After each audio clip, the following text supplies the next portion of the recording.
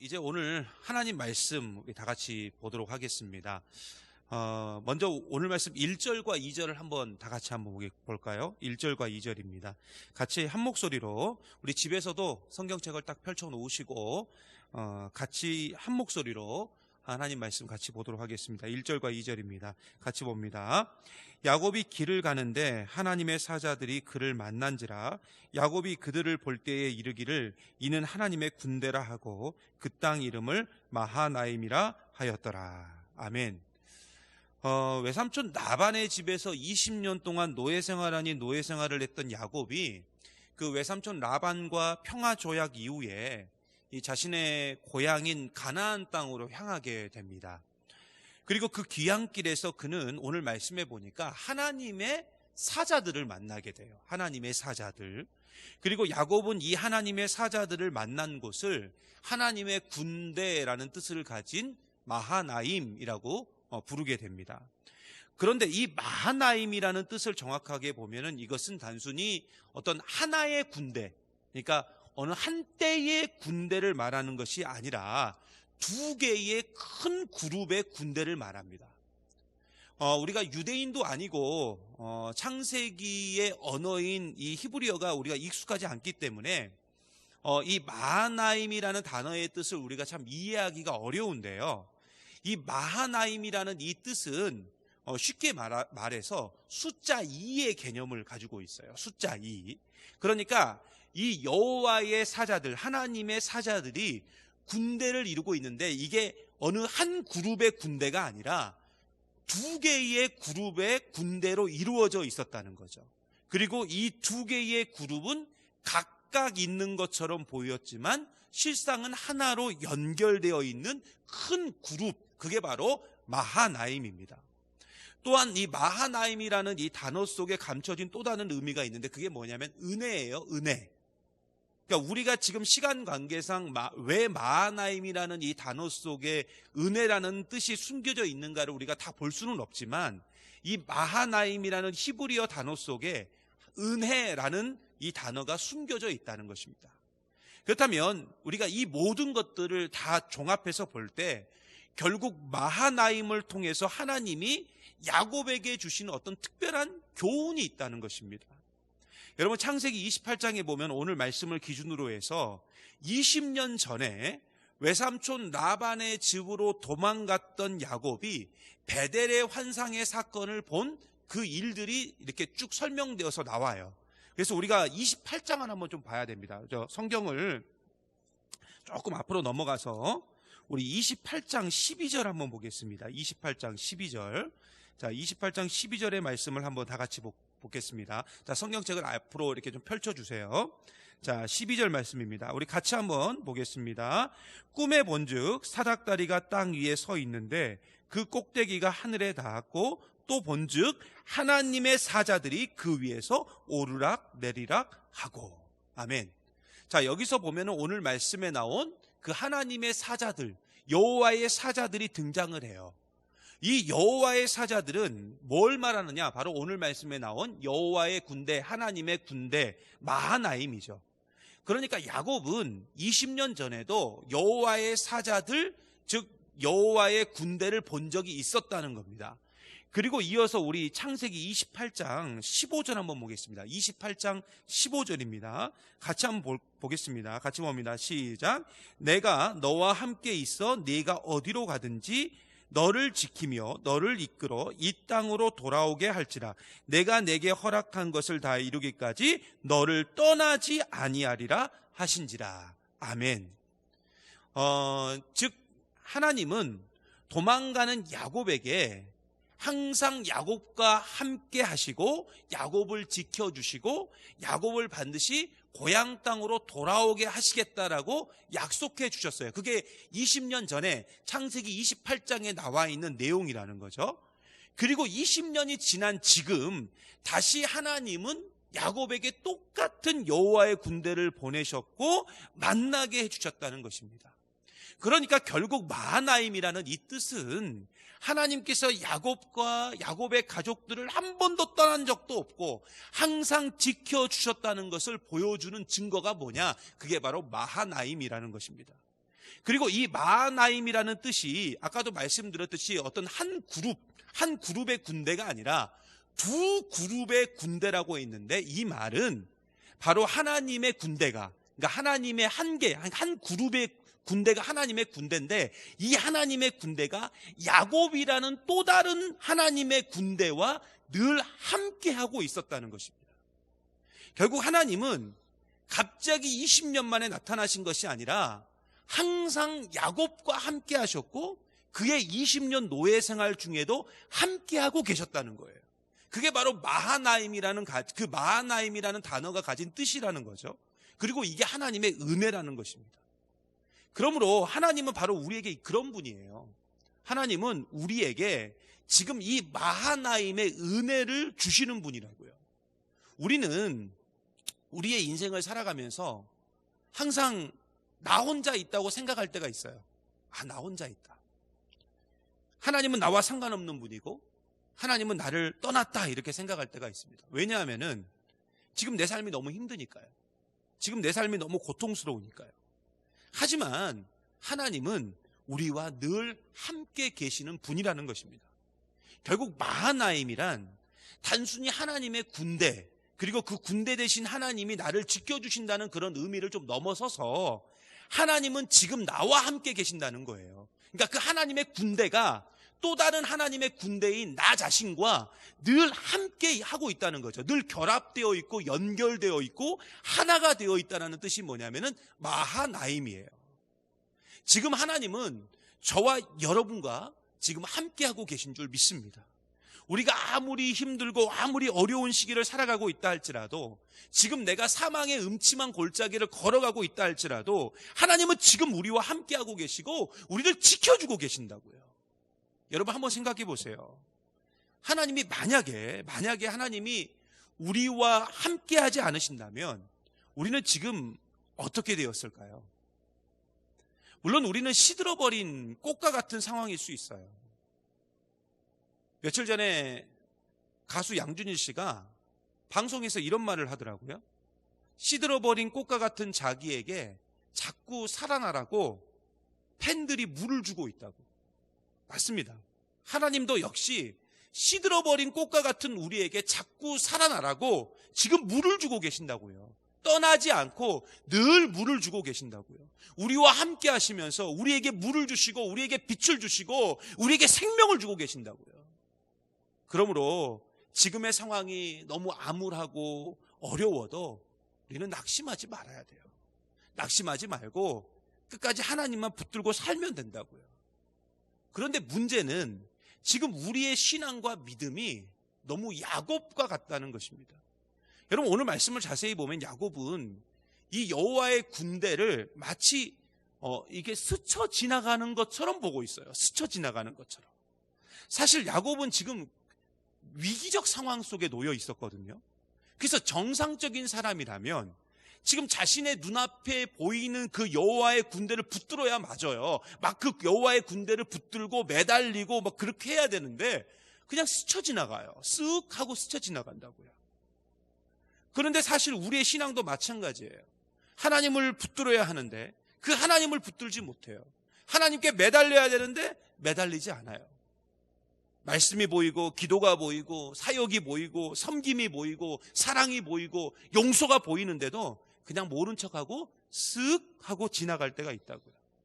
안 본 것도 아니고 듣지 않은 것도 아닌데 자꾸만 그냥 쓱 하고 지나칠 때가 너무 많다고요. 그러면 왜 이렇게 우리가 살까요? 그것은 내 안에 아직도 나라는 존재가 너무 많이 있기 때문에 그렇습니다. 야곱도 그랬어요. 야곱 안에 야곱이 너무 많으니까 하나님이 보이는데, 하나님의 도움이 보이는데 그 하나님을 붙들지 못한 거예요. 자기를 포기하고 자기를 내려놓아야 되는데 그게 너무 싫은 거였어요. 하나님을 붙들면 지금까지 자신이 쌓아놓은 모든 것을 다 빼앗길 것 같은 그런 두려움에 야곱은 하나님을 보아도 그 여호와의 군대를 봐도 그냥 못 본 척 해버린 겁니다. 그런데 우리가 지금 그렇게 살고 있다고요. 하지만 그럼에도 불구하고 놀라운 건 뭐냐면 하나님은 우리에게 마하나임이 되고 있다는 것입니다. 하나님은 늘 우리와 함께하고 계신다는 거예요. 이게 바로 하나님의 은혜라는 거죠. 이게 마하나임의 은혜예요. 이어서 다시 오늘 말씀 32절로 한번 돌아가 보겠습니다. 32절. 자, 32절로 돌아가서 3절 말씀을 한번 볼게요. 3절입니다. 우리 같이 하나님 말씀 봅니다. 시작. 야곱이 세일 땅 에돔 들에 있는 형 에서에게로 자기보다 앞서 사자들을 보내며. 야곱은 하나님의 명령대로 다시 고향 땅으로 가게 되었습니다. 그런데 고향 땅으로 가는 이 야곱에게 정말 큰 위기가 다가옵니다. 그것은 바로 형 에서였어요. 제가 지난번에도 말씀드렸듯이 우리가 인생 중에 만나게 되는 모든 위기는 그냥 우리에게 주어진 게 아니라, 우연히 주어진 게 아니라 하나님의 계획이 있다라고 말씀을 드렸습니다. 사실 야곱에게 에서는 가장 피하고 싶은 위기였습니다. 어려움이었어요. 하지만 이렇게 피하고 싶고 외면하고 싶은 상황 속에는 반드시 뭐가 있느냐? 하나님의 계획이 있다는 거죠. 하나님의 계획이 있다는 건 뭐냐? 하나님의 은혜가 거기에 있다는 것입니다. 물론 이러한 하나님의 방식이 우리 생각으로는 마음에 들지 않을 수도 있어요. 한번 생각해 보세요. 하나님이 그냥 우리에게 은혜를 주시려면 그냥 주시지, 그냥 시원하게 주시면 되는데 꼭 우리를 그렇게 힘들게 하고 마음을 졸이게 해서 그런 은혜를 주시는 이유를 우리가 알 수가 없어요.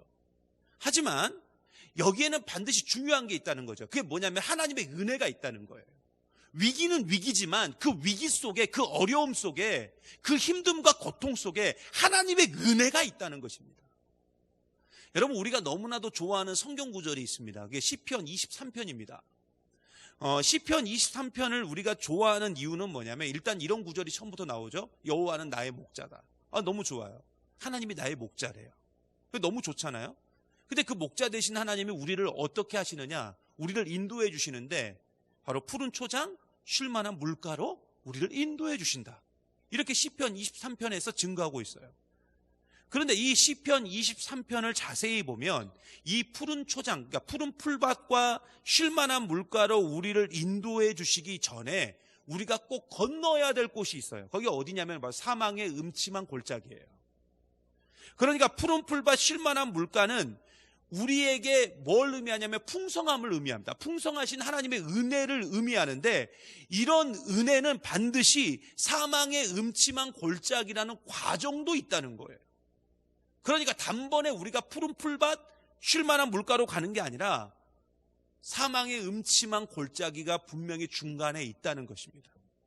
그러므로 우리가 우리 인생 중에 만나게 되는 위기적 상황이 있지 않습니까? 어려움이 있지 않습니까? 힘듦이 있지 않습니까?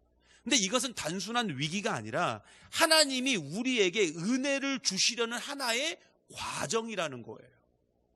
지금 우리는 국가적으로 또는 교회적으로 또 개인적으로 아주 큰 위기가 우리에게 다 있습니다, 지금.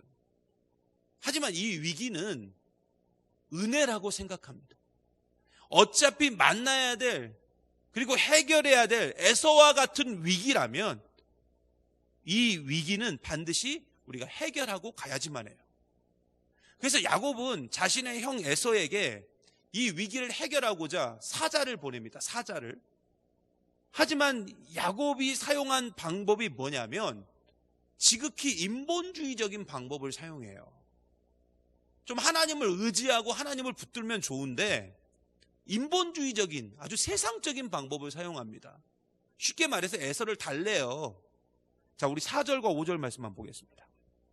자, 4절과 5절. 자, 집에 계시지만 큰 목소리로 같이 한번 읽어봅니다. 시작. 그들에게 명령하여 이르되 너희는 내 주 에서에게 이같이 말하라. 주의 종 야곱이 이같이 말하기를 내가 라반과 함께 거류하며 지금까지 머물러 있었사오며 내게 소와 나귀와 양떼와 노비가 있으므로 사람을 보내어 내 주께 알리고 내 주께 은혜 받기를 원하나이다 하라 하였더니. 자, 지금 야곱이 자신에게 화가 나 있는 자신의 형 에서를 달래기 위해서 자신의 사자를 보냅니다. 자신의 사자, 그러니까 자신의 종을 보내는 거죠. 종을 보내서 에서에게 세 가지를 전달하라 이렇게 말을 해요. 세 가지를 이야기하라고 말합니다. 그게 이제 4절과 5절에 나온 내용인데, 첫 번째는 뭐냐면은 자신이 20년 전에 자신의 외삼촌 라반의 집으로 간 것은 자신의 형 에서를 피해서 도망간 것이 아니라 어떤 특별한 다른 일이 있어서 다른 사유가 있어서 간 것이다. 그게 첫 번째고요. 두 번째 전달할 건 뭐냐면은 지금 야곱이 엄청난 부자가 되었거든요. 오늘 말씀에도 나왔지만 2대나 이룰 정도로 엄청난 큰 부자가 됐는데, 이게 무슨 말이냐면 왜 지금 이런 부자가 됐다, 내가 지금 아주 지금 부자가 됐다, 이런 얘기를 지금 에서에게 전달하라고 이야기하는데, 그 이유가 뭐냐면은 장자권이 지금 야곱에게 있습니다. 야곱. 근데 당시 장자권을 받았다는 건 뭐냐면 아버지의 재산을 전부 장자만이 다 차지할 수 있었어요. 근데 지금 이 야곱은 자신에게는 이미 충분한 재산이 있기 때문에 비록 내가 장자권이 있기는 있어도 아버지 이삭의 재산은 그냥 형 에서 것이다, 이렇게 말한 거예요. 지금 그 이야기를 하는 겁니다. 그리고 세 번째는 뭐냐면은 형 에서는 이 야곱의 주인이라는 거예요. 그러니까 형 에서가 야곱의 주인이고 그 주인 대신 형님에게 내가 은혜를 입기 원합니다, 은혜 받기 원합니다, 이렇게 말한 거죠. 그런데 이렇게 굴욕적으로 형 에서의 비율을 맞추고 있는데 결과는 어땠냐면 6절을 한번 봐야 돼요. 자, 6절 한번 우리 다 같이 봅니다. 시작. 사자들이 야곱에게 돌아와 이르되 우리가 주인의 형 에서에게 이른즉 그가 400명을 거느리고 주인을 만나려고 오더이다.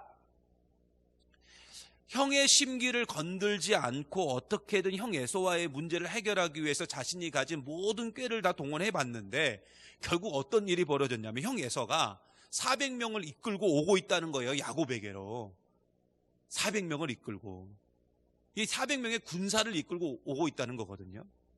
물론 성경은 정확히 왜 에서가 이렇게 엄청난 군대를 이끌고 오는지에 대해서 설명하고 있지는 않지만 이 오늘 말씀의 내용만 봐서는 분명히 야곱에게 보복하기 위해서 이렇게 군대를 이끌고 오는 것으로 우리가 추측해 볼 수 있는 거죠. 자신의 가진, 그러니까 자기 자신이 가지고 있는 그 꾀로 문제를 해결하지 않고 문제가 이렇게 해결되지 않자 야곱은 오히려 이런 상황에서 하나님을 좀 붙들고 하나님을 좀 의지했으면 좋은데, 이런 죽을 위기에 놓인 야곱이 최후의 방법을 사용하게 됩니다. 물론 우리가 생각하는 최후의 방법이야 뻔하잖아요. 베네시트 엘로힘, 하나님 외에는 방법이 없습니다 라고 외치면서 막 하나님만 붙드는 건데, 우리 야곱이 어떤 야곱입니까? 절대로 그럴 리가 없죠. 끝까지 자기 꾀를 사용합니다. 자신의 지혜를 사용해요. 물론 오늘 말씀 초반에 보면은 야곱이 기도 비슷한 것을 하기는 합니다. 하지만 지금 야곱의 행동들을 쭉 보면은 이 야곱이 기도는 하기는 하지만 완전히 하나님께 맡긴 게 아니라 그냥 하나님께 때를 쓰면서 인간적인 방법을 총동원하고 있다고요. 그런데 우리가 분명히 기억해야 될 사실이 있는데, 여러분 문제가 있으면 제발 그 문제를 하나님께 맡기세요. 우리는 문제가 발생하면 그 문제를 내가 끌어안고 내가 해결하려고 하거든요. 그런데 이것은 가장 미련한 행동이에요. 문제가 있으면 그 문제를 하나님께 그냥 내어 맡겨드리면 돼요. 그게 지혜라고요. 여러분이 아시다시피 어린아이들이, 아주 꼬마 아이들이 뭔가 자기가 막 해보려고 하다가 잘 안 되면 누구를 찾습니까? 엄마 찾고 아빠 찾는 거예요. 그게 지혜라고요. 우리도 마찬가지예요. 내 인생 중에 도저히 내가 해결할 수 없는 문제를 만나면 우리의 아빠 대신 하나님을 찾으면 돼요. 그러면 자연스럽게 해결이 된다고요. 야곱도 사실 그렇게 하면 됐거든요. 그런데 이 멍청한 야곱이 끝까지 자신의 문제를 자신이 직접 해결하려고 한다고요. 우리 7절하고 8절 말씀 한번 보겠습니다. 7절 8절입니다. 자, 7절과 8절 같이 봅니다. 시작. 야곱이 심히 두렵고 답답하여 자기와 함께한 동행자와 양과 소와 낙타를 두 떼로 나누고 이르되 에서가 와서 한 떼를 치면 남은 한 떼는 피하리라 하고. 일단 야곱은 어떻게 하냐면은 자신의 떼를 두 떼로 나눕니다. 두 떼로 나눠서, 그래서 에서가 한쪽 떼를 치면 남은 한 떼는 피하라, 도망가라, 이렇게 명령을 해요. 그리고 오늘 말씀 13절부터 한번 보겠습니다. 13절. 자, 13절에서 20절까지. 좀 말씀이 길기는 하지만 우리 한 절 한 절 계속 좀 보도록 하겠습니다. 13절에서 20절까지 같이 봅니다. 시작. 야곱이 거기서 밤을 지내고 그 소유 중에서 형 에서를 위하여 애물을 택하니 암염소가 200이요 순염소가 20이요 암양이 200이요 순양이 20이요 전나는 낙타 30과 그 새끼요 암소가 40이요 황소가 10이요 암나귀가 20이요 그 새끼 나귀가 10이라. 그것을 각각 때로 나누어 종들의 손에 맡기고 그의 종에게 이르되 나보다 앞서 건너가서 각대로 거리를 두게 하라 하고, 그가 또 앞선 자에게 명령하여 이르되 내 형 에서가 너를 만나 묻기를 네가 누구의 사람이며 어디로 가느냐, 네 앞에 것은 누구의 것이냐 하거든 대답하기를 주의 종 야곱의 것이요 자기 주 에서에게로 보내는 예물이오며 야곱도 우리 뒤에 있나이다 하라 하고, 그 둘째와 셋째와 각 때를 따라가는 자에게 명령하여 이르되 너희도 에서를 만나거든 곧 이같이 그에게 말하고, 또 너희는 말하기를 주의 종 야곱이 우리 뒤에 있다 하라 하니, 이는 야곱이 말하기를 내가 내 앞에 보내는 예물로 형의 감정을 푼 후에 대면하면 형이 혹시 나를 받아주리라 함이었더라. 지금 야곱은 크게 자신의 짐승의 떼를 두 떼로 나누고 그 중에 한 떼를 또 세 개의 떼로 나눕니다. 그리고 그것을 순서대로 시간차를 두고 에서에게 보내는 거죠. 우리는 지금 이 야곱의 행동을 보면서 이 사람이 도대체 뭘 하고 있는 거지? 이렇게 생각해 볼 수 있는데, 한마디로 야곱은 시간을 끄는 겁니다. 시간을. 그러니까 도망칠 시간을 만드는 거죠. 자신이 할 수 있는 모든 지혜를 모아서 지금 어떻게든 살려고 발버둥을 치고 있는 겁니다. 하지만 오늘 말씀 21절에서부터 24절까지를 보면 이렇게 증거하고 있어요. 자, 21절부터 24절까지 같이 한번 보겠습니다. 자, 집에서도 같이 보세요. 같이 큰 목소리로 읽습니다. 같이 읽습니다. 시작. 그 예물은 그의 앞서 보내고 그는 무리 가운데서 밤을 지내다가 밤에 일어나 두 아내와 두 여종과 11 아들을 인도하여 야복나루를 건널세 그들을 인도하여 시내를 건너가게 하며 그의 소유도 건너가게 하고, 야곱은 홀로 남았더니 어떤 사람이 날이 새도록 야곱과 씨름하다가. 야곱은 자신의 가족들을 다 강 건너로 보냅니다. 강 건너로 보내고 자기 혼자 남아요. 혼자 남은 야곱은 잠을 이루지 못합니다. 야곱이 잠을 이루지 못했다는 것은 지금 엄청 두려운 거죠. 염려가 온 겁니다. 그리고 성경은 이것을 이렇게 표현합니다. 홀로 남았더니. 홀로 남았더니. 이 단어로 지금 야곱의 현재적인 상황을 다 지금 표현하고 있는 겁니다. 야곱은 완전히 지금 코너에 몰린 겁니다. 이러지도 못하고 저러지도 못하고 뭐 그런 상황에 놓이게 된 거죠. 자기 스스로 지금 완벽한 방어법이라고 생각했던 그런 일들이 지금 사실 해결이 안 되는 거예요. 도저히 지금 해결점이 안 보이는 겁니다. 그런데 야곱이 이때 갑자기 어떤 사람하고 씨름을 해요. 뜬금없이. 그 날이 새도록 씨름을 해요. 이 어떤 사람은 누구냐면은 이 호세아서를 보면 나옵니다. 호세아서를 보면 이 어떤 사람이 천사다 이렇게 설명을 해요. 천사. 그러니까 야곱은 천사와 씨름을 한 거예요. 날이 새도록. 자, 우리는 흔히 이 말씀을 딱 보고 홀로 있는 야곱에게 천사가 나타났고 마음이 급한 야곱이 천사를 붙들고 씨름했다 이렇게 생각하는데 아닙니다. 오늘 말씀을 자세히 보셔야 돼요. 그게 아니에요. 오늘 말씀을 자세히 보면은 야곱이 싸움을 건 게 아니에요. 그러니까 야곱이 천사를 붙든 게 아니라고요. 천사가 야곱을 붙든 겁니다.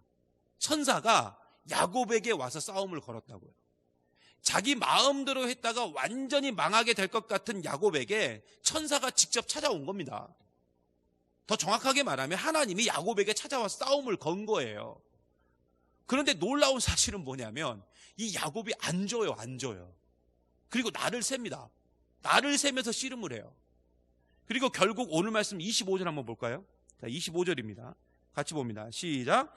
자기가 야곱을 이기지 못함을 보고 그가 야곱의 허벅지 관절을 치매 야곱의 허벅지 관절이 그 사람과 씨름할 때에 어긋났더라. 여기서 이기지 못함이란 이렇게 나오죠. 이기지 못함을 보고 이렇게 나오지 않습니까? 이기지 못함.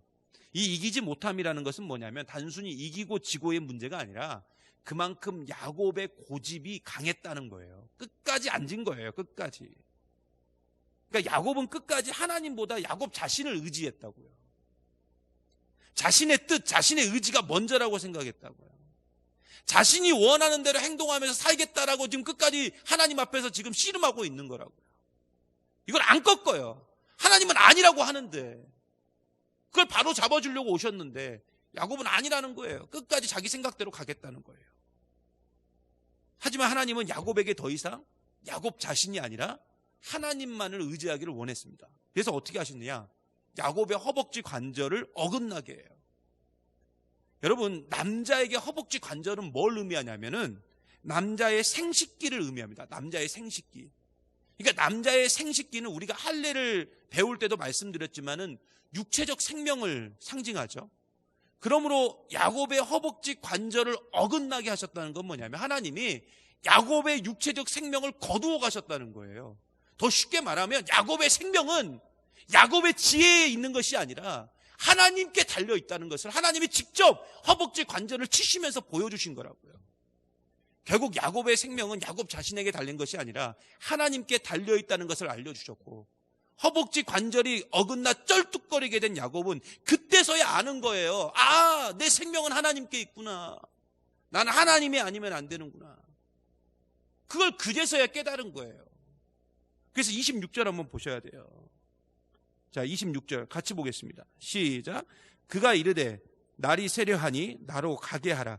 야곱이 이르되 당신이 내게 축복하지 아니하면 가게 하지 아니하겠나이다. 야곱은 천사를 붙들고 늘어집니다. 그 야곱이라는 이름의 뜻 아시죠? 우리가 예전에 배웠잖아요. 발 뒤꿈치를 붙드는 자. 발 뒤꿈치를. 근데 그 발 뒤꿈치가 자기 발 뒤꿈치가 아니고 남의 발 뒤꿈치죠. 이 발 뒤꿈치는 뭘 의미하냐면 세상의 논리를 말해요. 세상의 논리. 십자가의 논리와 정반대되는 힘의 논리, 세상의 논리. 근데 이 야곱이 세상의 논리, 힘의 논리, 그러니까 세상의 지혜가 아니라 하나님이 아니면 안 됩니다.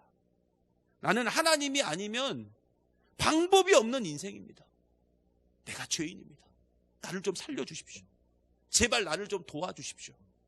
이렇게 하면서 지금 하나님을 붙들고 있는 겁니다. 그러자 오늘 말씀 27절, 28절 한번 보세요. 27절, 28절. 같이 봅니다. 시작. 그 사람이 그에게 이르되 내 이름이 무엇이냐? 그가 이르되 야곱이니이다. 그가 이르되 내 이름을 다시는 야곱이라 부를 것이 아니요 이스라엘이라 부를 것이니 이는 네가 하나님과 및 사람들과 겨루어 이겼음이니라. 이때 하나님이 갑자기 야곱에게 뜬금없는 질문을 하세요. 그 질문이 뭐냐면, 야, 네 이름 뭐냐? 네 이름이 뭐야? 이렇게 묻죠. 그렇다면 정말 하나님은 야곱의 이름을 몰라서 물었을까요? 아니에요. 그것은 뭐냐면 야곱 스스로 자신의 실체를 좀 드러냈으면 좋겠다. 그러니까 하나님이 야곱에게 야곱의 이름을 물은 것은 뭐냐면은 야곱의 실체를 드러내기 위한 하나님의 질문이었다고요. 하나님의 질문에 야곱은 스스로 자신이 누구인지를 말합니다. 저는 야곱입니다. 이렇게 말해요. 저는 야곱입니다. 네 이름이 뭐냐? 저는 야곱입니다. 근데 여러분, 야곱의 뜻이 뭐예요? 아까도 말씀드렸죠? 발 뒤꿈치를 붙드는 자. 즉 야곱은 스스로 자신이 어떤 인간이었는지를 말하는 거예요. 저는 그 이전에 세상의 논리로 살았던 사람입니다. 힘의 논리로 살았던 사람입니다. 사기쳤던 사기꾼입니다. 그러자 하나님이 이렇게 말씀하시죠. 이제 야곱이라 하지 말고 이스라엘이라 해라. 이름을 바꿔주셔요. 이스라엘의 뜻이 이제 오늘 말씀해 보면은 이렇게 나옵니다. 네가 하나님과 미 사람들과 겨루어 이겼다. 뭐 이런 뜻을 가진 것으로 나오는데, 진짜 이스라엘의 뜻은 뭐냐면은 베네시트 엘로힘이에요. 베네시트 엘로힘. 제가 창세기 1장 처음 시작할 때부터 계속 말씀드렸던 그 베네시트 엘로힘. 창세기의 주제인 베네시트 엘로힘이 이스라엘이라고요. 즉 하나님 외에는 방법이 없다. 이게 이스라엘의 진짜 뜻이에요. 이전까지는 야곱의 그 삶이 야곱 자신이 야곱을 다스리는 삶이었다면, 이제 야곱은 이스라엘이 됐다는 거예요. 하나님 없으면 안 되는 인생. 즉 하나님의 통치하는 그 삶으로 야곱이 바뀌었다는 것입니다. 물론 창세기에 보면 야곱은 이름이 바뀌었음에도 불구하고 계속 야곱으로 살아요. 그리고 하나님이 야곱을 부를 때도 자꾸 야곱이라고 부르지 이스라엘이라고 부르지는 않으시거든요.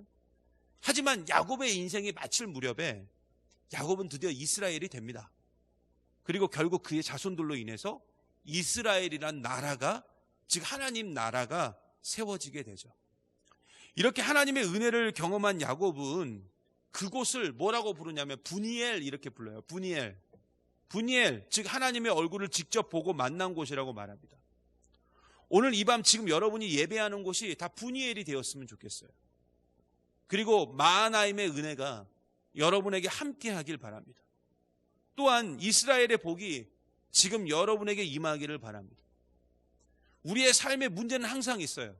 지금 코로나19와 같은 문제들은 앞으로 수시로 우리에게 닥쳐올 수 있습니다. 근데 중요한 사실은 뭐냐면 어떤 문제든지 간에 하나님께 내어 맡기면 돼요. 그냥 하나님께 내어 맡기면 된다고요. 그리고 하나님만 의지하고 우리가 하나님만 붙들고 살아갈 때 그 어떤 문제라 할지라도 모든 문제의 해결자가 되시는 주님께서 다 해결해 주실 줄 믿습니다. 오늘도 이 사실을 굳게 믿고요. 날마다 베네시트 엘로힘, 즉 나는 하나님 외에는, 예수님 외에는 방법이 없습니다.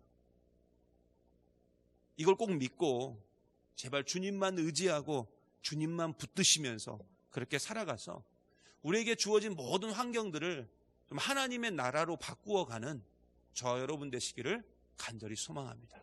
우리 잠깐